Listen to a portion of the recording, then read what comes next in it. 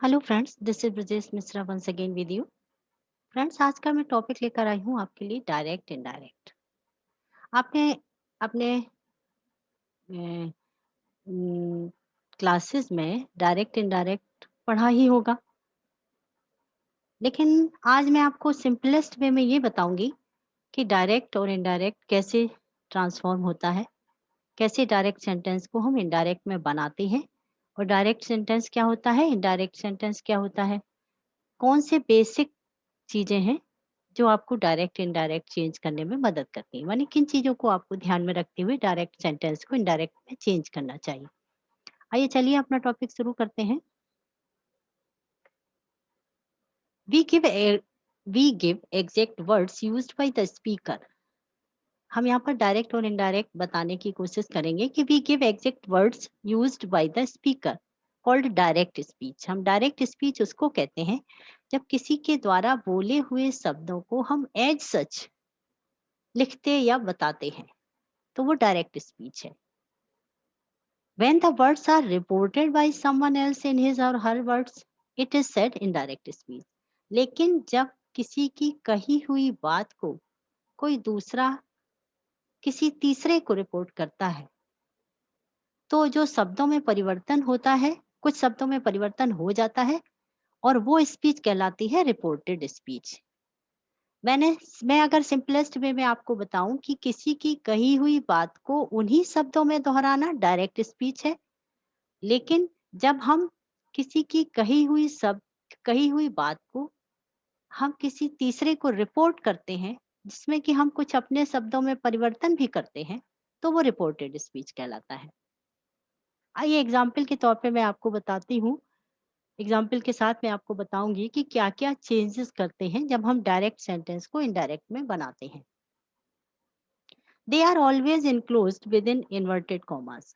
Direct speech के words को inverted commas में लिखा जाता है और ये सबूत होता है, ये इन्वर्टेड कॉमास ही बताते हैं कि सेम शब्दों को रिपीट किया गया है। जबकि इनडायरेक्ट स्पीच में no inverted commas are used. जब हम स्पीच को इनडायरेक्ट में बनाते हैं सेंटेंस को, तो हम इन्वर्टेड कॉमास को यूज नहीं करते हैं। A comma is used to separate the direct speech and the reporting verb. जब हम कोई सेंटेंस डायरेक्ट फॉर्मेशन में लिखते हैं, डायरेक्ट स्पीच में लिखते हैं, तो हम एक कॉमा यूज करते हैं और ये कॉमा हमारे रिपोर्टिंग वर्ब और रिपोर्टिंग स्पीच को अलग करता है। कहना मैं ये चाहती हूँ कि कही हुई बात को और जो बोल रहा है, जो कह रहा है, उसको डिफाइन करने के लिए हम एक कॉमा का यूज करते हैं। जबकि इनडायरेक्ट स्पीच में हम ऐसा कुछ नहीं करते। No such comma is necessary. इस तरह की कॉमा की कोई जरूरत नहीं होती है जब हम इनडायरेक्ट स्पीच में सेंटेंस को कन्वर्ट करते हैं। आइए एग्जाम्पल के तौर पे देख लेते हैं कि my sister said inverted commas begin she has come home for dinner, inverted commas close और फुल स्टॉप। तो माई सिस्टर सेड हम कैसे चेंज करेंगे? My sister said inverted commas convert हो जाएंगे दैट में, that she had come home for dinner. यहाँ पर प्रेजेंट परफेक्ट हुआ है टेंस यूज और यहाँ पर पास्ट परफेक्ट हो जाएगा। ये हम ऐसा करते हैं इनडायरेक्ट स्पीच में। तो my sister said she has come home for dinner, my sister said that she had come home for dinner. आइए कुछ और रूल्स देखते हैं कैसे करते हैं हम चेंज डायरेक्ट टू हम इनडायरेक्ट में। सिंपल प्रेजेंट टेंस जब यूज हुआ होता है सेंटेंस में, तो वो सिंपल पास्ट बन जाता है। कैसे? He said to her you love me, he said to her you love me, he told her that she loved him, he told her that she loved him, he loved him। Sorry, यहाँ पर गलत print हुआ है, सी के बजाय यहाँ पर ही होगा, he loved him। Present continuous becomes past continuous. Present continuous tense अगर सेंटेंस में यूज किया हुआ होता है तो वो पास्ट कंटिन्यूअस बन जाता है। आइए देखते कैसे। She said to him are you canvassing for me, she said to him are you canvassing for me. यहाँ पर आप देख सकते हैं क्वेश्चनिंग है, इंटेरोगेशन मार्क यूज हुआ है, इंटेरोगेटिव सेंटेंस है, हेल्पिंग वर्ब से शुरू हुआ है। तो she asked him if he was convincing for her. Interrogative sentences को हम इफ के माध्यम से चेंज करते हैं। सी आस्क्ड हिम, क्योंकि फर्स्ट पार्ट सेंटेंस का पास्ट टेंस में था, तो दैट्स वाई हमने आस्क के बजाय आस्क्ड लिखा। और if he was convincing for हर, इस तरीके से चेंज होगा। Present perfect becomes past perfect. जब कोई सेंटेंस प्रेजेंट परफेक्ट में दिया गया होता है तो उसे हम पास्ट परफेक्ट में बदल देते हैं। कैसे? The teacher said to the students how have you answered the questions. Teacher ने बच्चों से पूछा कि आपने किस तरीके से आंसर्स किए हैं, क्वेश्चंस को आंसर किया है। The teacher asked the student how they had answered the question, how they had answered the question. Friends देखिए, फर्स्ट पार्ट में पास्ट यूज हुआ है, सेड आया है, से जबकि फर्स्ट फॉर्म होता है तो हमने भी पास्ट रखा। चूंकि आगे how have you answered the questions था, हैव ये परफेक्ट है, प्रेजेंट परफेक्ट, हमें इसे पास्ट परफेक्ट में चेंज करना पड़ा, तो हमने लिखा how they had answered the question, how they had answered the questions. अब आप ये बात ध्यान रखिए कि जब भी प्रेजेंट परफेक्ट है, हम कहना ये चाहते हैं कि प्रेजेंट परफेक्ट टेंस अगर यूज किया हुआ है सेंटेंस में तो हम उसे कन्वर्ट कर देंगे पास्ट परफेक्ट में। प्रेजेंट परफेक्ट कंटिन्यूअस जो होता है वो पास्ट परफेक्ट कंटिन्यूअस में बदल जाता है। कैसे? The mother said to me, sorry, the mother said to the children I have been waiting for you for a long time. माँ ने बच्चों से कहा कि मैं बहुत देर से तुम सबका इंतजार कर रही हूँ। तो the mother told the children, said है तो ऑब्वियसली ये पास्ट में ही रहेगा। The mother told the children that she had been waiting for them for a long time. I have been, I को हम कन्वर्ट कर देंगे सी में, और हैव बीन हो जाएगा हैड बीन, और क्रिया कंटिन्यूअस की ही रहेगी, तो waiting for them for a long time. मैंने इस सब के माध्यम से आपको ये बताना चाहा कि कौन सा टेंस किस टेंस में कन्वर्ट होता है डायरेक्ट सेंटेंस को फॉर्म करने के लिए। ये आपको समझना चाहिए कि प्रेजेंट परफेक्ट है तो past perfect, present perfect continuous है तो past continuous, past perfect continuous. आइए देखिए क्रिया कैसे बदलते हैं। Past perfect remains past perfect. Past perfect sentence जो होता है वो पास्ट परफेक्ट में ही बदलता है, चाहे वो पास्ट परफेक्ट कंटिन्यूअस हो तो पास्ट परफेक्ट कंटिन्यूअस ही होगा। Past perfect simple past perfect है तो पास्ट परफेक्ट ही रहेगा। जैसे will plus first form becomes would plus first form.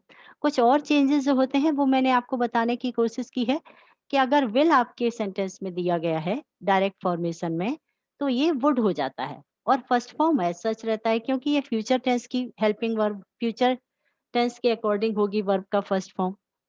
Shall plus first form हो जाता है would plus first form. Can plus first form हो जाता है कुड प्लस फर्स्ट फॉर्म।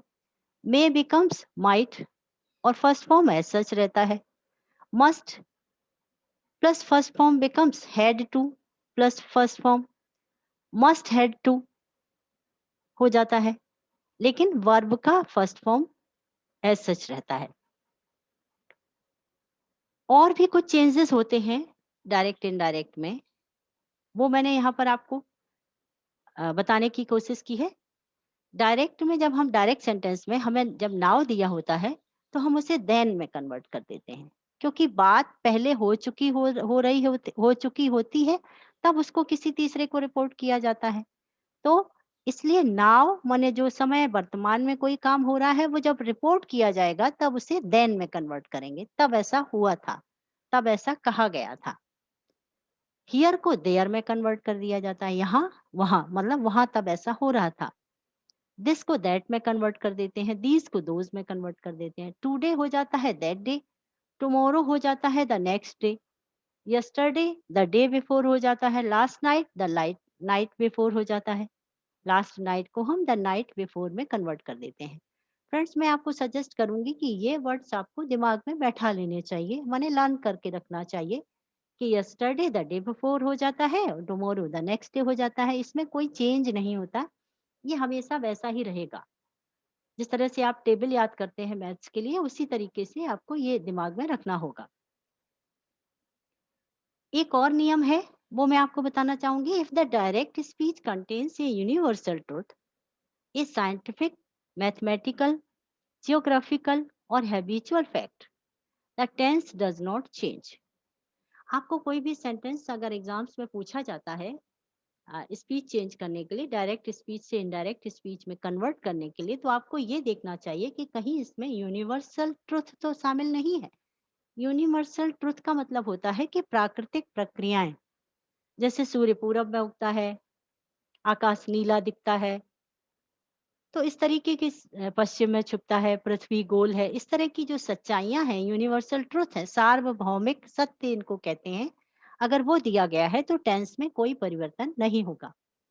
इसी तरीके से साइंटिफिक कोई नियम के बारे में बात हो रही है तो भी चेंज नहीं होगा। मैथमेटिकल नियम 2+2 ही होता है, 2+2 4 ही होता है। इस तरह के कोई भी मैथमेटिक्स से रिगार्डिंग, गणित से संबंधित या मैथमेटिक्स से संबंधित कोई भी नियम दिया गया है तो भी टेंस चेंज नहीं होगा। जियोग्राफिकल, भौगोलिक स्थिति के बारे में कोई स्थिति बताई गई है तो भी चेंज नहीं होगा। और हैबिचुअल फैक्ट, किसी व्यक्ति की आदतों के बारे में भी अगर कोई बात हो रही है तो भी हम यहाँ पर टेंस में कोई परिवर्तन नहीं करते हैं।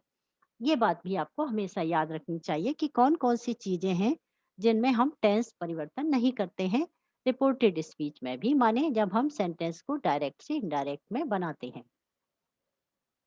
My teacher said the moon goes around the earth, ये मैंने एक एग्जाम्पल के तौर पे आपको बताना चाहा है कि माई टीचर सेड, मेरी टीचर ने कहा था कि चंद्रमा गोज अराउंड द अर्थ, चंद्रमा पृथ्वी का चक्कर लगाता है। दैट सेंटेंस अब आप देख सकते हैं कि माई टीचर सेड मैं एज सच रिपीट किया गया है, इन्वर्टेड कॉमास हटा के दैट का इस्तेमाल हुआ है, और उसके बाद सेम सेंटेंस को एज सच रिपीट किया गया है, इन्वर्टेड कॉमास यूज नहीं हुए हैं। तो आपको सेम रूल फॉलो करना है। मैं कहना केवल ये चाहती हूँ कि रिपोर्टिंग वर्ब में जो भी टेंस यूज हुआ है आपको उसको एज सच यूज करना है, और बाकी सेंटेंस में भी जो सेंटेंस में टेंस यूज हुआ है आपको वैसा ही रखना है। ओनली आपने दैट यूज किया है और इन्वर्टेड कॉमास को हटाया है। फ्रेंड्स, मैं नेक्स्ट वीडियो में मैं आपको एक्सप्लेन करूंगी इंटेरोगेटिव और इंपरेटिव सेंटेंसेस को इनडायरेक्ट स्पीच में किस तरीके से परिवर्तित करते हैं। तो फ्रेंड्स, मुझे उम्मीद है कि आप हमारे वीडियोस देख रहे हैं और आपके लिए ये उपयोगी भी हो रहे हैं। तो प्लीज़ कमेंट बॉक्स में जाके मुझे बताइए कि किस टॉपिक पे आपको और वीडियोस चाहिए। मैं आपकी हेल्प करूंगी बहुत ही इजीएस्ट वे में आपको बताने के लिए कि किस तरीके से आपको इनको चेंज कर सकते हो। प्लीज़ कमेंट बॉक्स में जाके कमेंट भी लिखिए कि आपको क्या चीज़ समझ आ रही है, क्या और आप एक्सपेक्ट करते हैं मेरे से। Thank you. Till then, bye bye for the next meeting. Thank you.